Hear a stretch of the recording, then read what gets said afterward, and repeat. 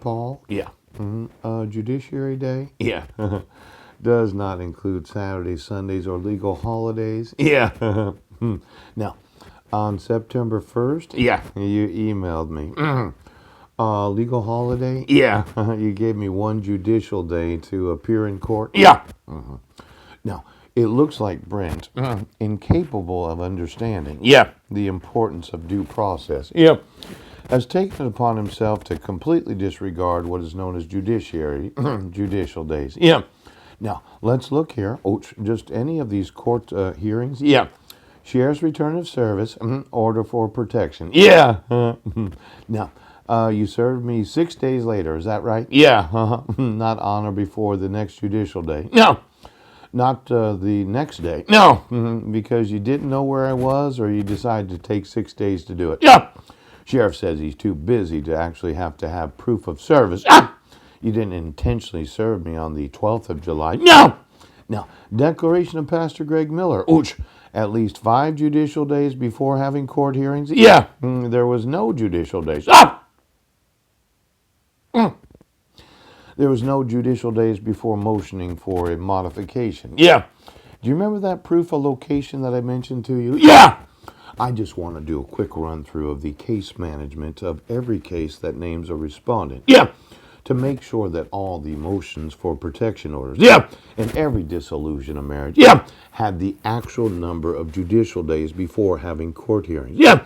It could be that I, as the lead plaintiff of a tort injury lawsuit, could name all of those that were named as respondents of dissolutions of marriage and protection orders. Yeah.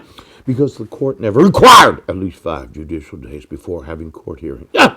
Now, it's one of those where if you're named as a respondent of a protection order for the last 25 years, and you wondered why it was that the petitioner's motion to modify the order for protection did not include you getting notice of the actual modification, the petition to modify. Yeah. Why it was that you didn't get notice of the actual motioning to modify court hearing before the motioning of the modified. Yeah.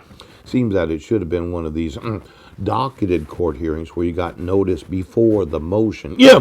Now, I think that they're not actually running the judicial system the way that it should be run. Yeah. And every time I tell the Shut up right now. that this is not the way to manage your court hearings. Yeah. Obviously, you get an ex parte right here. Yeah. I was in jail. Ouch. Now, motion hearing. Yeah. There was no actual 5 judicial days before the reissuing of a temporary protection order. No. No proof of service. No. Now, motion hearing. Yeah. In July. Yeah. Declaration. Yeah. There was no proof of service at least 5 judicial days before having the court hearing on August 12th of 2011. Now, this declaration. Yeah. Law enforcement worksheet. Yeah. Petition for renewal for order for protection. Yeah. May 31st. Ouch. Order reissuing temporary protection order. I had been arrested 4 days before that. Yeah. And my wife had no compulsion Yeah. to give me at least 5 judicial days notice before the motion for the renewal of protection order.